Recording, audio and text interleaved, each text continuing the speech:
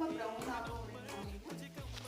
Friends, ಈಗ ಬೆಂಡೆ capsicum ಪಲ್ಯ ಹೇಗೆ ಮಾಡೋದು ಅಂತ ನೋಡಿ.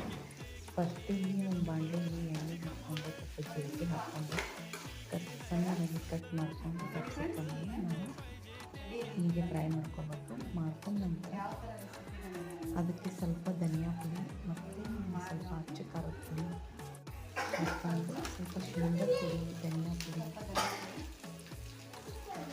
ಎಲ್ಲವನ್ನು ಹಾಕ್ಕೊಂಡು ಸ್ವಲ್ಪ ಮತ್ತೆ ಫ್ರೈ ಮಾಡ್ಕೋಬೇಕು. ಅದು ಆದ ತಕ್ಷಣ ಸ್ವಲ್ಪ ನೀರು ಹಾಕ್ಕೊಂಡು ನಿಮಗೆ ಬೇಕಷ್ಟು ಗಟ್ಟಿ ಬೇಕಂದರೆ ಗಟ್ಟಿ ಹಾಕ್ಕೊಂಡು ಗಟ್ಟಿಯಾಗಿ ಮಾಡ್ಕೋಬೋದು. ಸೊ ನೀವು ಒಮ್ಮೆ ಟ್ರೈ ಮಾಡಿ, ಸಬ್ಸ್ಕ್ರೈಬ್ ಮಾತ್ರ ಮಾಡಿ ಮರಿಬೇಡಿ.